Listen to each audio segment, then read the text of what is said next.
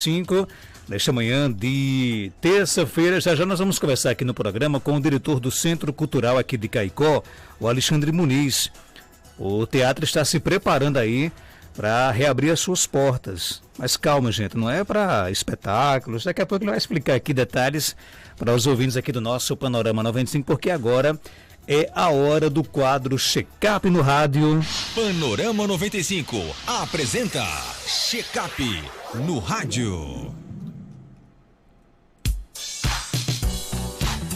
Check-up no rádio, hoje recebendo o médico geriatra, Dr. Belísio Neto. Dr. Belísio, seja bem-vindo aqui ao nosso Panorama 95. Abraçar aqui o seu fã-clube lá em Jardim no Seridó, né? Dr. Belísio, bom dia. Bom dia, Marcos, bom dia a todos os ouvintes, bom dia a todos os internautas, uma satisfação imensa participar mais uma vez aqui do Check-up no rádio. Músculo fraco, osso fraco, né? A osteosarcopenia no idoso é o nosso tema de hoje. Pois bem, como a gente já bem discute aqui, conversa aqui em outras oportunidades, o idoso, quando ele vai envelhecendo, o osso vai ficando mais fraco, há uma tendência a ele ficar menos rígido, menos denso, né? A gente chama essa doença de osteoporose, o próprio nome já diz, né? Deixa o osso poroso, o osso oco, com risco de fraturar. É uma doença assintomática, os pacientes tendem a não sentir dor, a não sentir nenhum desconforto, só quando o osso quebra, logicamente, fratura, confundem muito com a artrose, que causa dor, mas é uma doença que tem um impacto bastante negativo quando ela traz a sua complicação maior, que é a fratura. A vida de um paciente idoso, ela muda, jamais será a mesma depois de uma fratura, principalmente em ossos longos, né? Um quadril, a coluna. Então, o paciente ele dificilmente volta ao seu estágio anterior de independência, de autonomia. Então, o osso fraco é uma consequência favorecida pelo envelhecimento, mas pode ser também acelerada. Pacientes tabagistas, sexo feminino, uso de medicamentos como corticoide, doenças como artrite reumatoide, entre outras doenças, e pode ser secundária a outras coisas. Então, o osso ele tende a ser mais fraco, mais oco, menos rígido, com mais facilidade a quebrar. E a gente só muitas vezes presta atenção quando ele vem a fraturar. A gente tem que se antecipar a esse fato e se precaver, avaliando e identificando os riscos mesmo antes da fratura acontecer. O músculo também, à medida que a gente envelhece, ele vai perdendo sua estrutura, né? Ele vai perdendo algumas fibras, alguns tipos de fibras, ele vai diminuindo seu tamanho, vai diminuindo a sua força, vai perdendo eficácia no seu desenvolvimento. Então, o músculo ele tende também a diminuir as suas propriedades quando ele vai envelhecendo. E são duas estruturas, dois sistemas que se interrelacionam, né? O osso tem a ver com o músculo tem a ver com o osso, e tudo isso tem a ver com o equilíbrio, com a mobilidade do paciente, com a saúde em geral. A gente sabe que o idoso ele depende muito dessa questão de mobilidade, né? Um dos parâmetros de qualidade de vida é ele conseguir se movimentar sozinho, sem risco de cair, sem colocar a vida dele em risco. Então, osteosarcopenia é a perda de massa muscular, perda de massa óssea e perda de massa muscular associado. Quando você perde massa muscular, naturalmente você também vai perder massa óssea, porque o osso precisa de impacto para formar, para se manter a sua estrutura. Então, uma delas, só a sarcopenia ou só a osteoporose, elas já dão um impacto, e as duas juntas dão um impacto muito negativo. O idoso que tem sarcopenia e que tem osteoporose, ele tem um alto risco de desfechos negativos.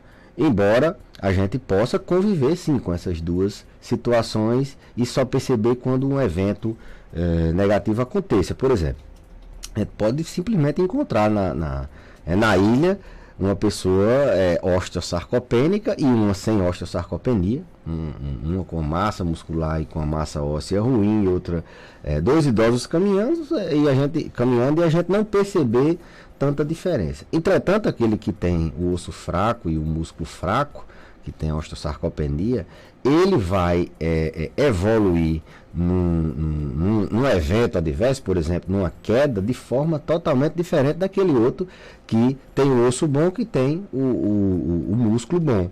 Esse vai evoluir com fratura, provavelmente. Se fraturar, a recuperação vai ser muito mais difícil. Voltar a ter o mesmo equilíbrio vai ser muito mais difícil, porque ele vai já ter pouca massa muscular. Ele vai ter um risco maior de cair, em virtude do equilíbrio, depender muito do sistema osteomuscular. Já o outro não, ele vai ter um desfecho, se ele internar, ele vai perder músculo, mas ele ainda tem uma reserva, e assim por diante. Qualquer evento adverso, eu exemplifiquei a queda, mas um internamento, um adoecimento por qualquer outra causa, o paciente que tem fragilidade óssea, fragilidade muscular, ele vai degringolar com muito mais facilidade. E aí a importância da gente, periodicamente, na consulta da geriatria, isso é um hábito da geriatria, a gente medir as capacidades, a funcionalidade. A gente mede a velocidade com que ele marcha da caminhada, se ele está mais lento, se ele está com passo curto, se ele tem equilíbrio, mede a força na mão, mede o tamanho do músculo, mede a quantidade de músculo que ele tem, exatamente para se precaver de um evento desse, onde ele possa ter a necessidade de estar com a massa muscular, estar com o osso bem em dia. Agora, por que os ossos ficam fracos? É uma tendência natural de qualquer ser humano? O osso, Marcos, ele, embora seja uma estrutura rígida, ele a todo momento ele está formando e desformando o osso, assim vamos dizer. Ele está reabsorvendo o osso porque é uma fonte de cálcio, né, para o nosso organismo. A gente precisa de cálcio em várias outras estruturas. Então existe um equilíbrio dinâmico ali, existem algumas reações que fazem com que o organismo retire do osso o cálcio. Então ele fica diluindo a matriz óssea e reabsorvendo esse cálcio para mandar para a corrente sanguínea. Esse equilíbrio, até mais ou menos 30, 40 anos, de formação e de formação e de reabsorção óssea, ele é mantido. Você reabsorve e você forma o osso através de células que a gente, uma forma e a outra, destrói, osteoblasto e osteoclasto, vai mantendo isso igual. Quando quando a gente vai envelhecendo, a partir de 40 anos, esse equilíbrio começa a pender mais para a reabsorção. O osso começa a perder mais do que formar. E alguns fatores, além da idade, como eu falei, fazem esse equilíbrio pender mais para você deixar o osso mais oco. Menopausa na mulher, falta de mobilidade, o osso ele precisa de ter atrito para formar, para evitar a reabsorção, a puxada do cálcio, a diluição da matriz óssea.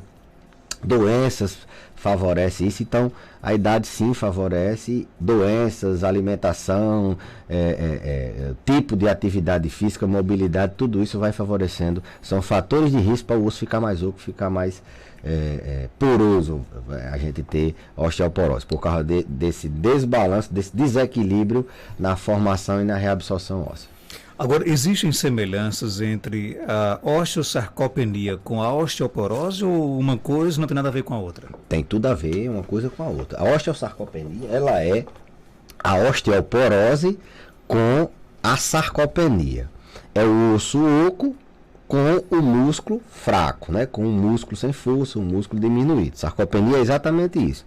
Perda de massa muscular associada à perda de força e desempenho. E o osso fraco é a osteoporose. Então, tem tudo a ver. Para se ter osteosarcopenia, você precisa ter um osso com osteoporose. Elas têm uma relação muito intrínseca, como o osso e o músculo têm. Então, aquilo que eu falei de se somar. Quando se tem só uma doença, o risco é X. Quando você tem as duas juntas, um paciente que tem osteoporose e ele é sarcopênico, o risco dele fraturar, o risco dele cair, o risco dele ter uma complicação da osteoporose é muito maior do que se ele não tiver a sarcopenia associada. Do mesmo jeito Se o paciente tem só a sarcopenia, tem só pouco músculo, mas o osso dele é bom, o risco dele fraturar, o risco dele cair, o risco dele ter complicações com um evento adverso é bem menor. Agora, como resolver essa questão? Como se curar, por exemplo? Bom, a gente começa identificando esses pacientes. Eu exemplifiquei de 2 pacientes, 2 pessoas, 2 idosas ou 2 idosos que possam estar caminhando, vivendo a vida normalmente, sem prejuízo nenhum, mas um tenha sarcopenia, osteoporose ou osteosarcopenia, e o outro não. Então a gente identifica precocemente esse indivíduo, porque ele vai envelhecer e uma hora ou outra ele vai precisar dessa reserva muscular, dessa reserva óssea dele. Então a identificação é o primeiro passo. Pode ser identificação, a família começa a perceber que está ali, a batata da perna está ficando com menos músculo, ele está andando mais lento, ele está mais desequilibrado. E o profissional aí na consulta geriátrica, a gente tem um instrumento, a avaliação geriátrica ampla, que ela avalia vários domínios, várias áreas, nutrição, avalia cognição, avalia humor, avalia uso de medicamentos, e um desses domínios é avaliar o equilíbrio equilíbrio, mobilidade do paciente. Então, na avaliação, a gente testa a marcha, a gente verifica a circunferência de panturrilha, a gente aplica um questionário para ver o risco dele o risco nutricional, se ele está ingerindo a quantidade de proteínas adequadas para que ele não possa perder massa muscular, ver essa questão do cálcio, e ativamente a gente faz exames complementares também. A densitometria óssea, que é o exame de imagem que mede a densidade do osso, ela é solicitada a partir dos 60 anos nas mulheres e a partir de 70, 75 nos homens de maneira geral. Da mesma forma que tem mamografia, da mesma forma que se faz PSA, a saúde óssea também tem esses exames de rastreio. Então a gente identifica na avaliação esse paciente de risco e tenta prevenir. Como? Colocando ele numa atividade física individualizada, assim, trabalhando resistência, força, capacidade aeróbica, suplementando muitas vezes com proteína, às vezes ajustando a vitamina D, ajustando a ingestão de cálcio, verificando o que é que ele pode estar em débito ali, tratando as comorbidades que possam facilitar uma queda, que possam colocar ele em risco, e colocando ele de forma ativa, né? Colocando ele para fazer algum exercício, alguma coisa que possa trabalhar músculo e trabalhar osso. Então, suplementa, se for o caso, trata a osteoporose. Se tiver um risco nutricional, manda para a nutrição para fazer uma suplementação. Então, a gente identificando, a gente já começa a tratar. Se a gente já pega um indivíduo com a síndrome osteosarcopênica instalada, aí a gente vai fazer uma reabilitação.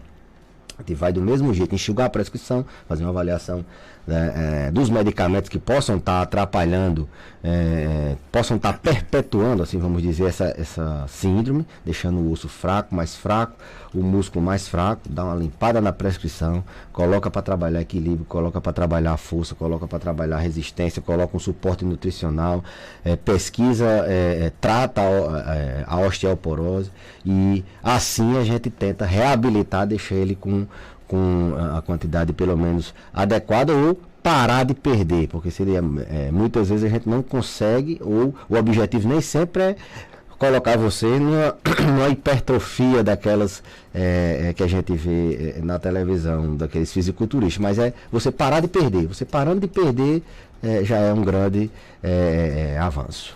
Eu não sei se a nossa ouvinte se refere a quem tem osteosarcopenia, mas ela faz a seguinte pergunta, nossa amiga Dorinha: qual é o exercício melhor, pilates ou academia?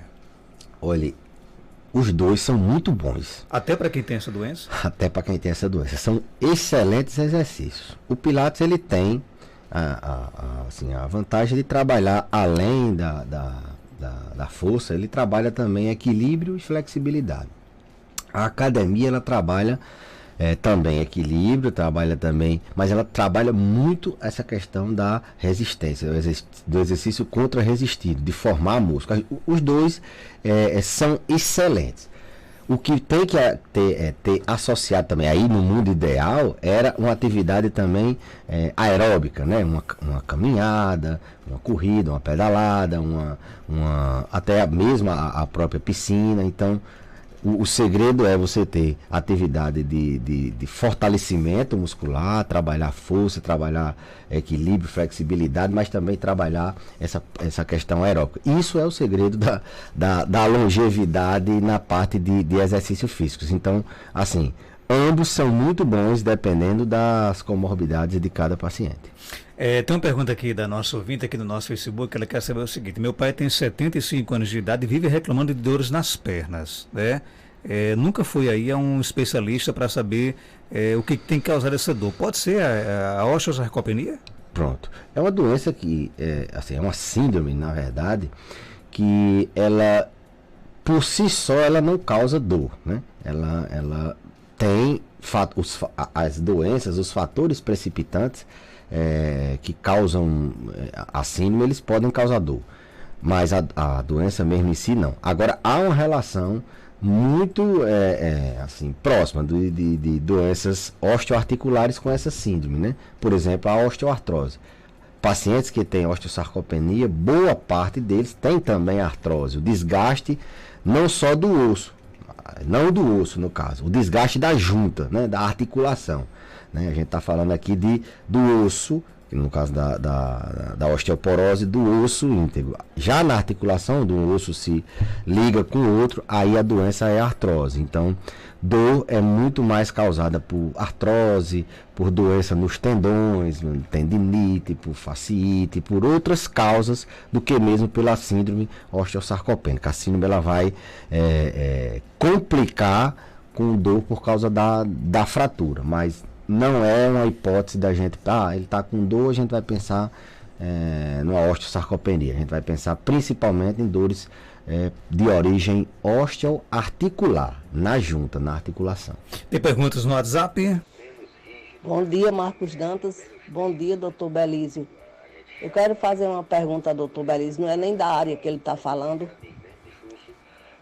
Por acaso, eu operei a minha vista e logo após eu peguei Covid. Diga para mim qual o mal que faz, o que prejudica, doutor. Bom dia. E aí, doutor Belísio? Bom dia. Dependendo da cirurgia, se foi catarata, se foi alguma outra cirurgia, cada uma vai ter um cuidado especial.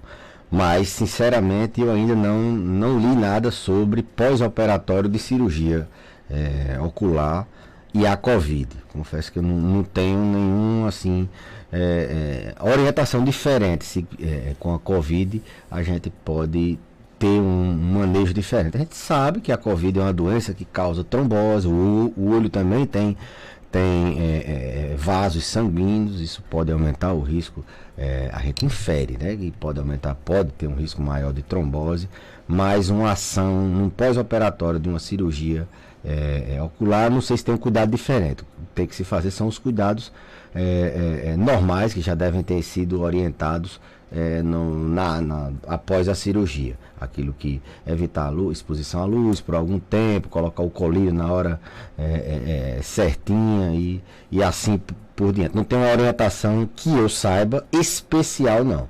É isso que eu quero dizer para a ouvinte, ela fique tranquila de fazer as orientações que são feitas no dia a dia. Tem mais perguntas? Gostaria que o senhor perguntasse ao doutor Belísio. Bom dia, meu querido. Desculpe. Uma senhora com 72 anos, ela tem comorbidade. É normal que ela passe o dia sem fazer nada ou ela pode fazer alguma coisa? Sim, ela está cirurgiada. 45 dias de cirurgia. É normal? Não, se ela está num pós-operatório, aí vai depender da cirurgia. Tem cirurgia que, dependendo se for vídeo laparoscópica, estou falando de cirurgia abdominal, tem uma recuperação mais rápida. Mas tem cirurgia, por exemplo, uma cirurgia, uma ponte safena, ponte mamária, ela tem um pós-operatório muito maior, né? Então 45 dias depende muito da cirurgia. Entretanto, o que a gente tem que, quando a gente fala em cirurgia no idoso, a gente tem, primeiro, desmistificar que a idade contraindica a cirurgia. Tem idoso com 90, 100 anos operando fêmur aí, fazendo cirurgia, depende muito da capacidade funcional dele, depende muito da saúde antes da cirurgia. Então é preparar o idoso para ele se operar. E o pós-operatório, alguns cuidados especiais, logicamente, devem se ter na alimentação dele, alguns cuidados também nesse retorno com segurança. O idoso ele tem uma maior vulnerabilidade a complicar, né? Ele tem muito mais risco de complicar, principalmente se tiver comorbidades. Então, o cuidado pós-operatório mais próximo é importante. Então, assim, com 45 dias, dependendo da cirurgia, ele pode sim ir retornando, e é uma orientação cada vez mais presente em pós-operatórios de o paciente andar o quanto antes, dele poder se alimentar o quanto antes, porque isso tem repercussão no futuro. Numa cirurgia num paciente idoso, a gente tem que prestar atenção, ser tá bem próximo nesse pós-operatório imediato, porque isso vai repercutir nos anos seguintes. Então, Belize, obrigado pela sua participação. Até terça-feira, se Deus quiser. Eu que agradeço, Marcos, e até a próxima terça-feira, se Deus quiser. 7h50. O médico geriatra Belize Neto volta na próxima terça-feira aqui no